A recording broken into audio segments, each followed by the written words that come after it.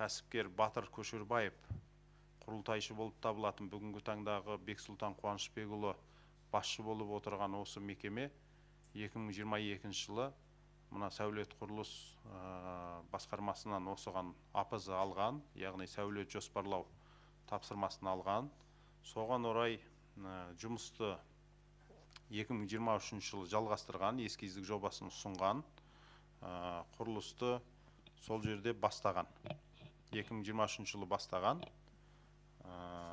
Оған қатысты әрине құжаттар ресми түрде ресімделген, АПЗ берілген. Дегенмен сол жатақхана орналасқан жердегі, орналасқан жер учаскесіне жақын тұрғын үйдің тұрғындары осыған қатысты наразылық білдірген. Және ол наразылықтарын ресми түрде сотқа да жолдаған.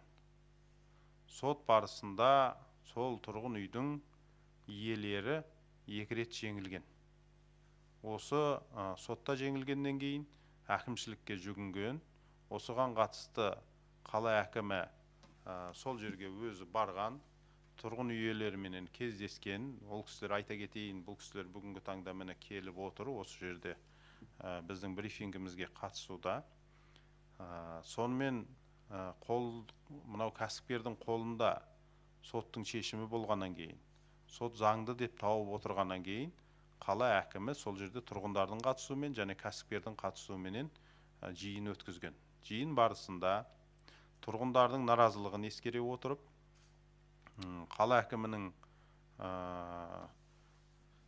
сөйлесуі бойынша кәсіпкер келісімге келіп, біріншіден мына тұрғын үйге жақын орналасқан ғимаратты 3 қабатқа дейін төмендету, ол кезде 4 қабатқа дейін көтеріліп, колонналары құйылып, биіктетіліп тұрған, 1 қабатын бұзған, төмендеткен, 3 қабатқа дейін жеткізген, және шыға берісін аулаға қарайды екен, тұрғын үйдің ауласына қарайды екен, соны ішкі жаққа қарай қайтадан ауыстырған. Үшіншіден, мына кондоминиумға қатысты, тұрғын үйге қатысты жерді кезінде заңдастырып алған екен. Ол қалай болғанын біз білмейміз. Сол орынды жауып, жан-жағын темірмен қоршап, тұрғындар кіре алмайтындай қылып жасаған екен. Сол орынды ашып берген кәсіпкер. Осы мәселелер шешілгеннен кейін бұл кісілер АПЗ-ға, яғни сәулет жоспарлау жоспарына қайтадан ұсыныс енгізген. Яғни біріншіден соттың шешімі бар. Екіншіден біздің айтқан талаптарымызға, ұсыныстарымызға кәсіпкер келісіп тұр. Яғни жаңағы этажынысты қабатты төмендеткен 1 қабатқа, мына тұрғын үйге жақын жерін. Сондай-ақ мына ортақ сол кісілерге заңдық тұрғыдан заңдастырып алғанмен, тиесілі болғанмен кондоминиумның жерін босатып берген. Төртіншіден ауласын, есігін басқа ауласына қарай шығарып, есігін өзгерткеннен кейін біз әрине АПЗ-ға, біздің жер ресурстары мен архитектура басқармасы АПЗ-ға келісім берген. Сол кісілер ұсынғаны бойынша өзгертіп берген. Осы нәтижесінде әрине бұл кәсіпкер жұмысын жалғастырған.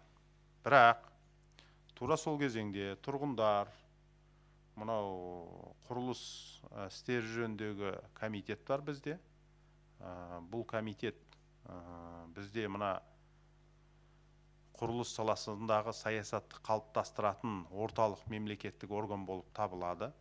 Сол кісілерге жазылған, түсірілген, тұрғындар тарапынан түсірілген шағым бойынша ол жерден арнайы өкіл келіп, қызметкері келіп, осы кәсіпкердің құрылыс жұмыстарына қатысты іс-әрекетіне зерделеу жүргізген. Зерделеу барысында ол кісілер осы тұрғындармен де кездескен, сөйлескен. Бірақ өздеріңіз білесіздер, біз ол жаңа құрылыс істері комитетіне біздің қатысымыз жоқ. Ол кісілердің қандай жұмыс атқарып жатқанын біз білмейміз. Қандай шара қолданғанын да білмейміз. Қандай предписание бізге әлі келген жоқ. Ал кәсіпкер ұсыныс енгізгеннен кейін әрине біз мұның барлығын қайтадан апызыны ресімдеп беруге мәжбүр